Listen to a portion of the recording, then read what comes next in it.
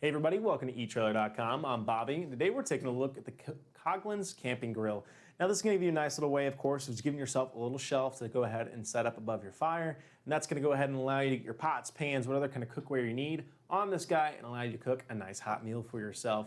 Now it is made of a nickel-plated steel design, so that means it will be resistant to any kind of corrosion. And this type of coating is excellent for putting your heavier, bigger items on here. That nickel coating is usually your base layer for a lot of the other plating you start seeing put on there, as it's a great little base layer that is really resistant to any kind of scuffing, scraping, that sort of thing. And that's what's really nice about it. You're gonna be able to get your cookware up on here with no trouble, and it is gonna be holding up for the seasons to come, which is gonna be great. Like we said, excellent for supporting that cookware, which is awesome. Now, unfortunately, Coghlans does go ahead and say this is primarily only, well, should only be used for cookware only. So no direct grilling on here. That might be because of the nickel plated on here. You might start seeing that nickel plate start to wear off, and we don't want that leaching in the food, of course. Now, I haven't really seen anything about nickel leaching being a huge deal for people with food prep, but it does say on their website, and of course, we always want to go with what the manufacturer is telling us. That way, we are not endangering ourselves as we are camping. If you are looking a way of having a grill to go ahead and actually grill on top of us, the GSI outdoor camping grill can be a nice little way of actually cooking directly on that. And that also is going to be a stainless steel design, which I think is what is allowing you to go ahead and just directly cook on there. So this is going to be excellent though, guys, for still setting up your pots. You're going to have a great time boiling water for your coffee, anything else you need up on here, kettles, whatever. Going to be a nice little way of just going ahead and giving yourself a nice little shelf to start going ahead and have a nice stable platform to grill or heat up any of our cookware elements that we might actually be needing on our trip. So it's got a decent amount of space on here, which is great. The varying space between our prongs too. Hopefully you guys can see that. It's gonna be great. These guys, of course, your shorter ones, making sure your smaller items, your smaller cookware goods aren't falling through there, and widening out for your bigger guys that we're not too worried about is gonna be great. But I do like these smaller guys giving us that option for ourselves. Just to give you guys an idea, the space in between these small little ones, just in case we're worried, looks to be around about 3/4 of an inch or so. So nothing too crazy, nothing too large, not too small either. And it does kind of vary depending where the hinges are, but nothing too crazy that's gonna be throwing us off too bad. So to give you guys an idea though, the grill itself is gonna be sitting right about 23 1/4 inches for its overall length. And of course that overall width for ourselves is gonna be putting us right about 12 inches there for ourselves, guys. Now the base of our legs here is gonna be pretty important.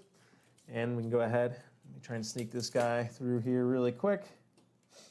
So from one end of our legs to the other is gonna be putting you right around 29.5 inches long. So that will be the space you need above your, or around your fire, of course, to go ahead and get these guys set in there.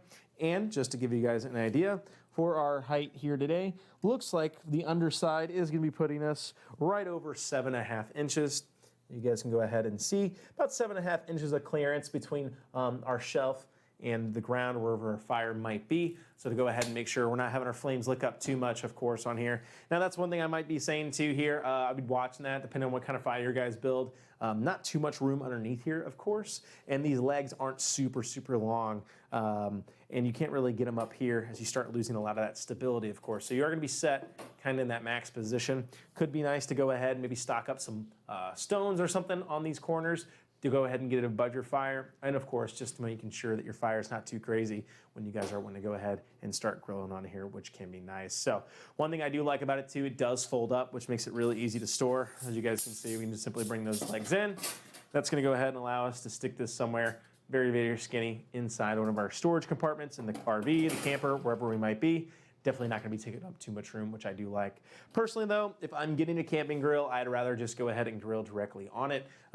Obviously gonna be great if you guys are big coffee drinkers, or if you get a lot of people that you wanna get like a lot of cooking done. I could see this being awesome, getting a couple pots set up on here. And talking about kind of weight capacity, we didn't have any specifically listed. I did try it out. Looks like we got about 50 pounds on there. However, that was really starting to kind of get it a little wiggly, a little shifty. Didn't seem to really like that. So I'd say for sure 50 pounds, your limit. After that, you're really starting to push it. But I don't see us getting really more than 50 pounds on here. That's gonna take a lot of beans, a lot of water, a lot of stuff in those pots and pans to really start exceeding that weight. So of course, just watch it. You start seeing it get a little rickety, I'd probably take one off, cook something else, and get everything else up on there. But again, guys, gonna be a nice little way of going ahead and give yourself a little shelf to make sure that you have a nice hot meal wherever you go.